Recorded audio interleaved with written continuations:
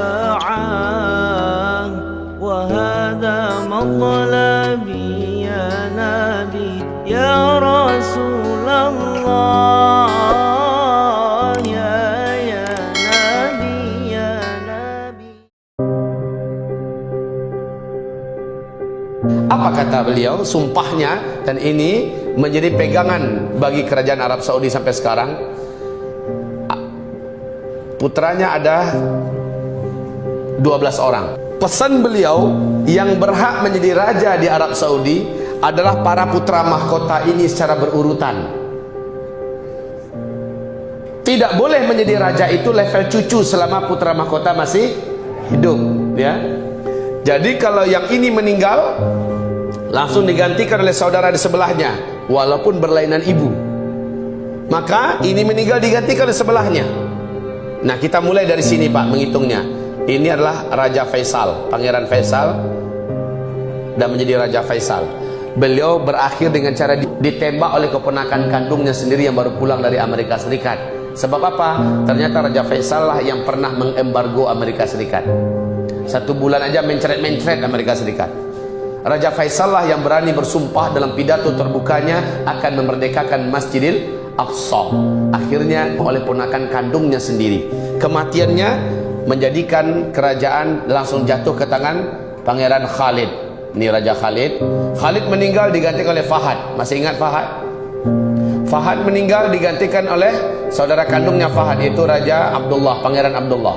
Nah, ini dia. Abdullah ini termasuk orang yang paling lama memimpin di Arab Saudi. Abdullah ini Bapak Ibu tahun 2008 sudah divonis oleh medis internasional bahwa yang bersangkutan sudah dihukum dan dianggap mati secara medis. Sebab apa? Seluruh organ inti di tubuhnya cangkokan seluruhnya. Kemudian bagian-bagian tubuhnya yang lain sudah diidap oleh penyakit-penyakit yang teramat sangat berat yang tidak ditemukan lagi obatnya. Sehingga dia menurut medis sudah dihukum dan dianggap mati. Sejak itu beliau membaiat 3 putra mahkota yang akan menjadi raja di Arab Saudi secara berurutan. Yang pertama dibaiatnya, ini yang pertama, yaitu Pangeran Sultan. Langsung di waktu yang sama dibaiat pula Pangeran Nayef, dan juga dibaiat pula Pangeran Salman. Lihat, ini masih ada angka 11, angka 12 loh. Yang 11 ini adalah Tolal, Pangeran Tolal. Tolal Bu, bukan Tolol. Yang ini adalah Pangeran Mukrin. Ya. Sultan, Pangeran Sultan, calon raja kalau dia meninggal langsung diganti oleh Sultan yang pertama. Nggak boleh Naif yang naik. Nah, Naif ini naik baru setelah Sultan meninggal. Inilah calon raja yang kedua, dan ini calon raja yang ketiga setelah Abdullah. Apa yang terjadi? Ini tahun berapa tadi? 2008. Rupanya panjang nyawa Raja Abdullah daripada orang-orang yang dibaiatnya. Pangeran Sultan terlebih dahulu meninggal dunia pada tahun 2011. Sementara beliau masih hidup, Raja Abdullah. Tanggal 16 Juni 2012 menyusul Pangeran Nayef meninggal dunia di London. Ada 2 orang meninggal. Yang masih hidup adalah Salman, dan ada 2 lagi loh di sini. Ingat hadis ini tadi? Al-Mahdi akan keluar setelah seorang raja penguasa Mekah Madinah meninggal dunia, dan ada 3 putra mahkota yang saling bergaduh, bertembung sesama mereka. Baik Bapak Ibu, Salman naik menjadi raja sekarang, betul tidak? Setelah beliau naik sebagai raja, Tolal ini diusirnya dari kerajaan.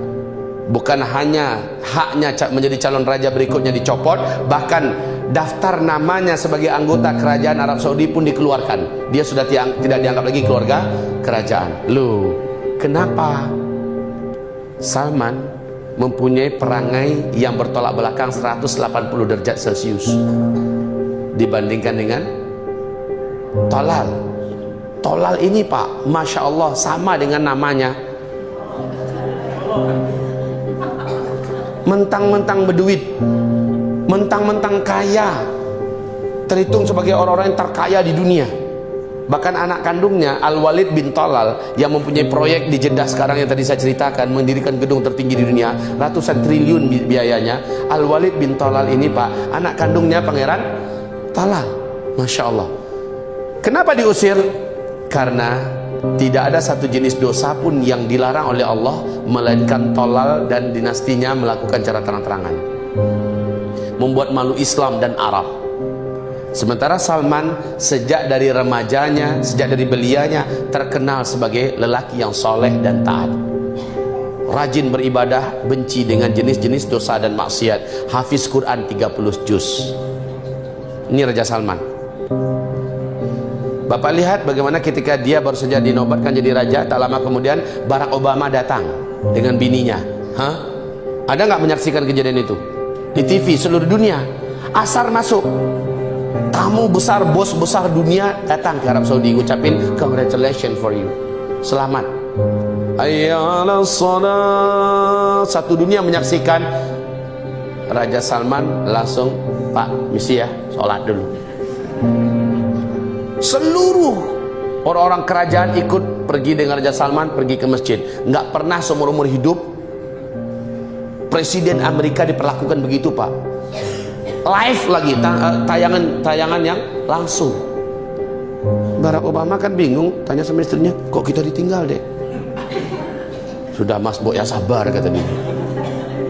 Kaum muslimin yang kami muliakan, memanglah dia orang yang baik, orang yang taat. Sementara yang ini beda. Lah ini sudah dibuang oleh beliau. Sementara Mukrin haknya sebagai calon raja berikutnya dicopot oleh beliau. Tapi sebagai anggota kerajaan tetap masih dianggap. Kemudian beliau membayar. Kenapa? Mukrin kenapa? Mukrin ini ternyata otaknya, hatinya, darahnya, loyalitasnya sepenuhnya berkiblat kepada Yahudi dan Amerika. Dan Salman tidak ingin penguasa Arab berikutnya adalah seperti orang seperti dia.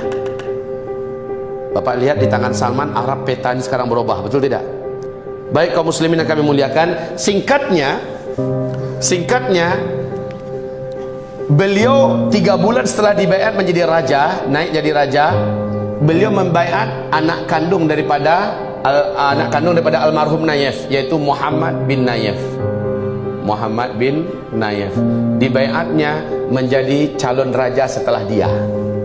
Berarti yang ini sudah tidak lagi, ya. Apabila ini meninggal, langsung digantikan oleh calon raja berikutnya dibaiat nih di waktu bersamaan. Dan ini seluruh dunia menyaksikan baiat ini karena live, ya. Yang berikutnya adalah Muhammad bin Salman, anak kandung dia. Kira-kira menurut Bapak Ibu, beliau ini dan anak-anaknya ke bawah akan sakit hati nggak? Lah, mereka punya fulus, mereka punya power. Di zaman ini Pak, dengan fulus semuanya mulus, betul nggak? Di zaman ini tanpa fulus mampus. Iya. Nah, sekarang saya sudah mendengarkan masing-masing kubu ini sedang mempersiapkan kekuatan untuk menggulingkan kekuasaan. Dan bahkan ada upaya Salman dengan cara meracuninya, dengan cara mendekati untuk menembaknya segala macamnya. Masya Allah. Dalam tahun ini mungkin Bapak Ibu akan ikut mendengar kegaduhan-kegaduhan terjadi di tubuh kerajaan Arab Saudi secara transparan. Kita lihat sama-sama, lihat saja. Ingat kembali kepada hadis. Akan saling bertelagah 3 putra mahkota saat seorang raja penguasa Mekah Madinah meninggal dunia. Tidak seorang pun dari mereka bertiga yang benar-benar akan memimpin dan menguasai Mekah Madinah, karena Mekah Madinah akan jatuh ke tangan ahlul baitku, keturunan kandungku Al-Mahdi, kata Rasulullah sallallahu alaihi wasallam. Masya Allah. Baik Bapak Ibu, fenomena ini dan fakta ini siapa yang dapat mengingkari dan memungkirinya? Tidak ada. Menandakan betapa dekat Al-Mahdi ini akan muncul.